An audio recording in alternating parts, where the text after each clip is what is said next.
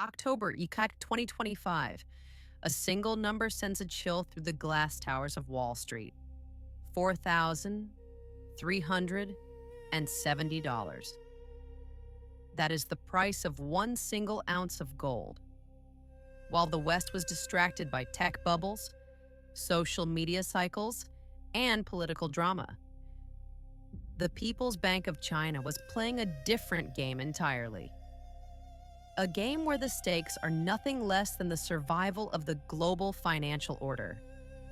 For 36 consecutive months, Beijing has been vacuuming up the world's physical gold. Officially, they claim to hold 2,300 tons. But here's the problem. The math doesn't add up. The Shanghai Gold Exchange is moving metal at a rate that suggests a terrifying reality. Whispers in the corridors of power suggest the real number is closer to 15,000 tons. That is more gold than the United States has ever claimed to possess in its history. This isn't just a diversification strategy. It is financial warfare. In plain sight, it is a 180-year-old debt finally being collected.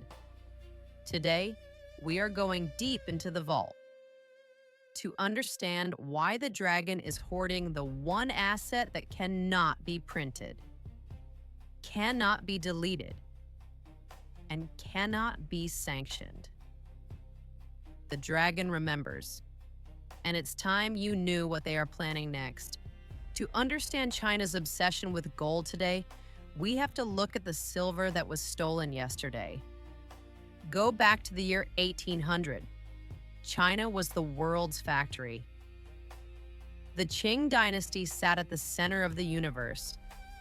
Europe was desperate for their tea, their silk, and their porcelain. But China, they wanted nothing from the West. They looked at British wool and gadgets with contempt. They wanted only one thing: silver. Hard, cold, cash.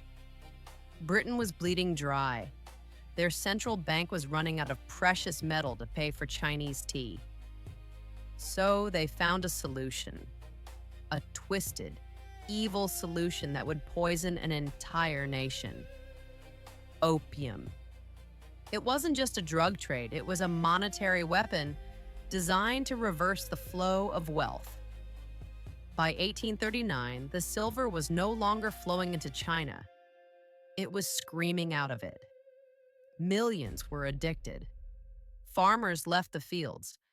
Soldiers were too weak to hold a rifle. And then came the fire. The first Opium War wasn't a war, it was a slaughter. British steamships against wooden junks. But the final blow came in 1860. British and French forces reached Beijing, and they burned the old summer palace to the ground. A masterpiece of world architecture, looted, then turned to ash. This was the century of humiliation. The dragon was bled of its silver, and it has spent the last century making sure that will never happen again. Fast forward to the present day, the debt is being repaid in gold. Look at the way Beijing buys. It is a masterpiece of misdirection. Analysts are watching the Shanghai Gold Exchange, the busiest physical market on the planet. In just one quarter of 2025, withdrawals hit nearly 300 tons. The official bank admitted to only 5. Where did the rest go? The answer lies in the 3-layer fortress. Layer 1, the official reserve. Layer 2, the shadow reserve. Layer 3, the private reserve. Why the secrecy? Simple. If China revealed its true hoard tomorrow, the price of gold would skyrocket to $10,000. They are building a financial fortress, brick by golden brick. While the West still believes in paper promises, China is betting on the only thing that has never defaulted in 5,000 years of human history: The game changed forever in 2022. When the West used the nuclear option and froze Russia's dollar reserves, every central bank in the world had a light bulb moment. If a conflict over Taiwan breaks out, trillions of dollars in U.S. treasuries held by China could be deleted with one keystroke. But you cannot delete a gold bar sitting in a vault under Beijing. This is why China is dumping U.S. debt at a record pace. Their holdings of treasuries have plummeted from $1.3 trillion to under $800 billion. They aren't just leaving the dollar, they are building a parallel financial universe. They created CIPS as an alternative to SWIFT. So, what is the end game? The gold-backed digital yuan. If China launches this, the global south will have a choice. Saudi Arabia is already accepting yuan for oil. The petrodollar, the foundation of American power since the 1970s, is on life support. Is Bitcoin the digital gold? Perhaps for the individual investor, but for a nation-state, governments want control. We are moving from an era of paper wealth to an era of hard assets. The weight of a gold bar? That never changes. The era of the unipolar dollar is coming to a close.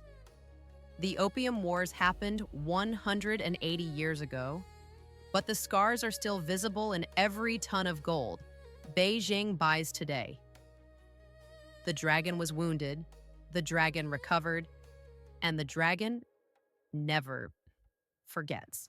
So, what does this mean for you? Are you holding a piece of paper or a story? Click the like button. Comment below, is China's gold strategy a brilliant defense or a looming global catastrophe? That was Hard Facts. And Aisha, thanks for listening.